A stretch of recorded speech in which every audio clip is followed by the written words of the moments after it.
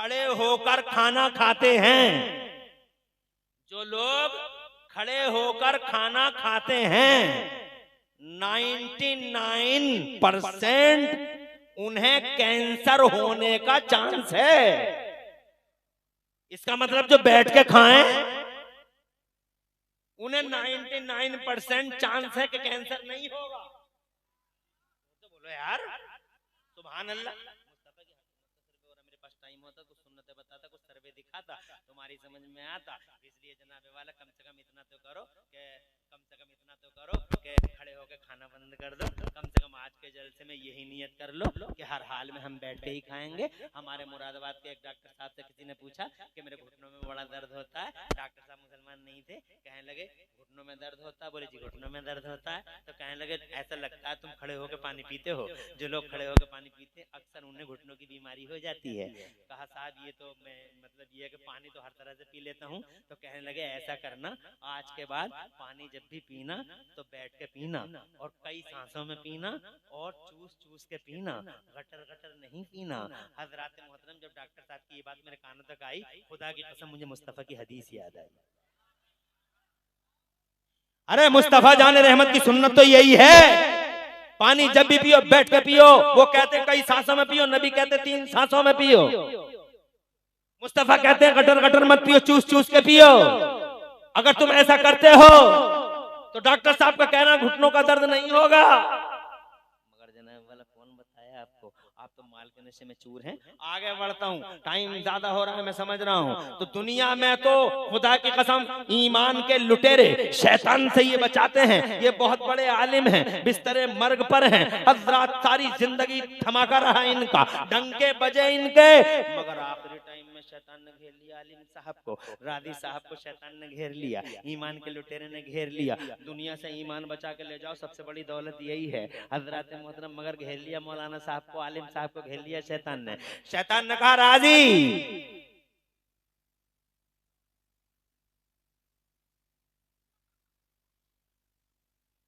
शैतान ने कहा राजी।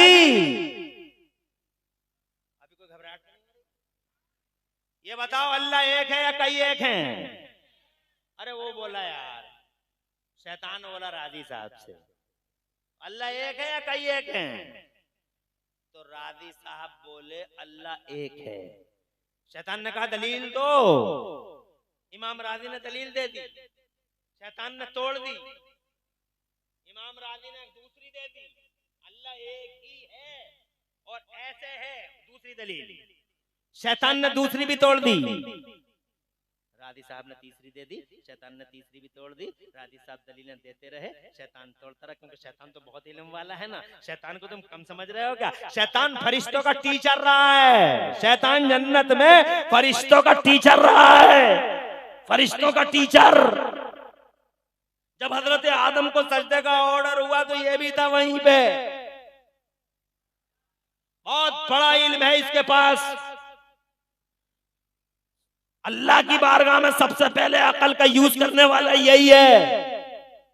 जब अल्लाह ने फरमाया सजदा करो, सारे फरिश्ते झुक गए सजदे में। ये कहने लगा मैं नहीं करूंगा। अल्लाह ने फरमाया तू क्यों नहीं करेगा? तो इसने पहले सबसे पहले अकल चलाई, अकल चला के बोला मैं क्यों करूं इसे सजदा, ये नीचे वाला मैं ऊपर वाला।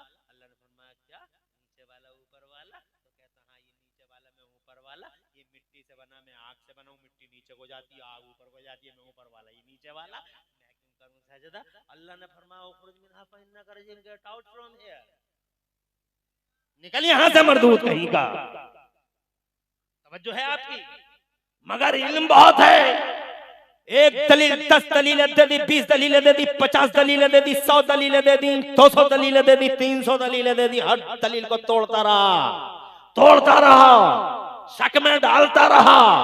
आखिरी वक्त है, अगर यही टाइम बच गया आदमी तो बच गया, और नहीं बचा तो सारी जिंदगी का जनाबे वाला सारी जिंदगी का मामला इधर उधर हो गया। इसीलिए तो मैं कहता हूँ, कोई आदमी कहता है मेरा एक बेटा डॉक्टर है, मेरा एक बेटा मास्टर है, मेरा एक बेटा टर्टर है, मेरा बेटा एक टर, मेरा मास्टर डॉक्टर, मेरा एक बेटा डॉक्टर, एक बेटा मास्टर टर्टर, मेरे बेटे बहुत, मेरा एक बेटा मुंबई में रहता है, एक बेटा लंदन में रहता है, बहुत जनों का अपनी हिस्ट्री बताता है कि मैं बहुत कामयाब हूँ। अरे कामयाब मास्टर हो या डॉक्टर हो,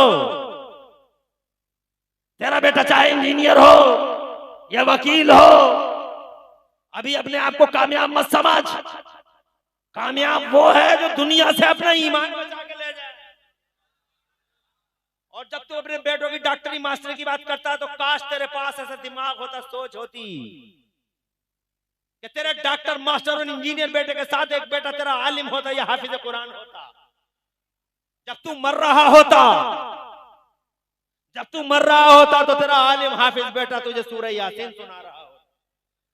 जब तू कब्र में दफन हो गया होता तो तेरे डॉक्टर और तेरे मास्टर बेटे को शर्म आती है।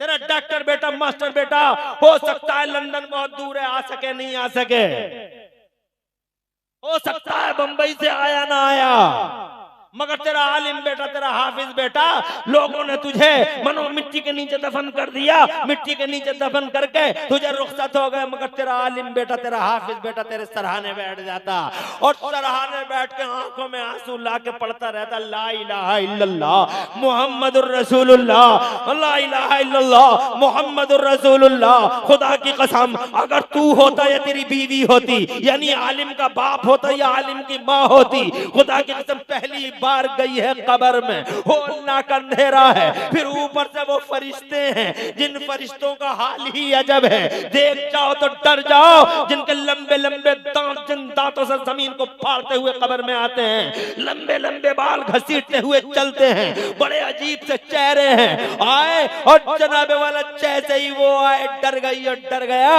ऐसी हालत में आलिम बेटा ऊपर बैठा हुआ है कब्र पे और जनाबे वाला हाफिज बेटा बैठा हुआ सराहने पे। उन्होंने करख्त बुलंद आवाज में जनाब पूछना शुरू कर दिया, मर रब्बों का। एक तो अंधेरा था, ऊपर से उनकी शक्लें ऐसी थी, ऊपर से फिर ये आवाज।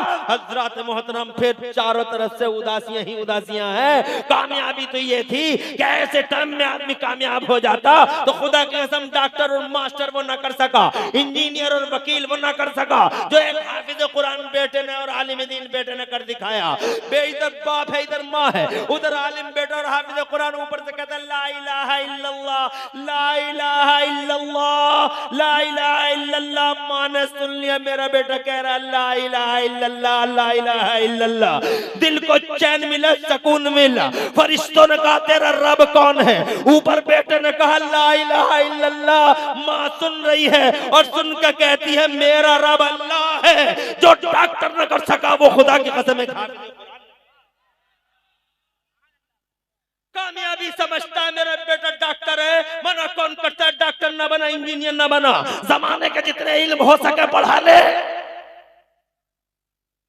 मगर इस हकीकत को मत भूल कि दुनिया से एक दिन जाएगा और जनाबे वाला हालात बड़े बड़े नासाजगार होंगे। हजरत वो बैठा है, इमाम राजी को शक में डालने के लिए कई सौ दलीलें दे दी, कई सौ दलीलें तोड़ दी।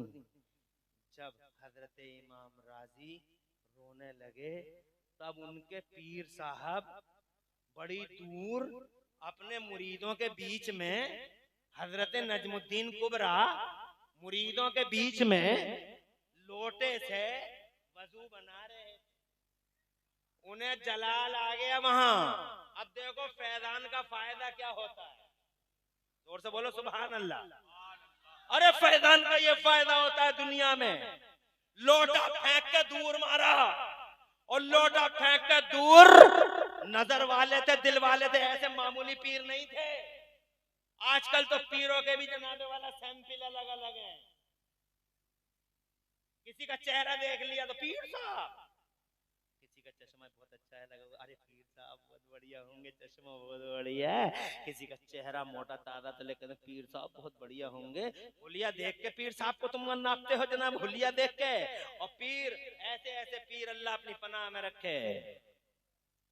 मेरे साथ 10 नवंबर को ऐसी घटना घट गई, 10 नवंबर, इसी 10 नवंबर को कि अगर मेरी जगह कोई कोई कोई मामूली सा भी पीर टाइप होता तो इस वक्त दुनिया में सबसे बड़ा पीर, इस वक्त भारत में सबसे बड़ा पीर उसे ही बना देते।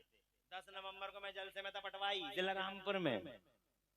पटवाई जिला रामपुर, रामपुर के करीब में 10 नवंबर की रात मुफ्ती वसीम की दावत पर था।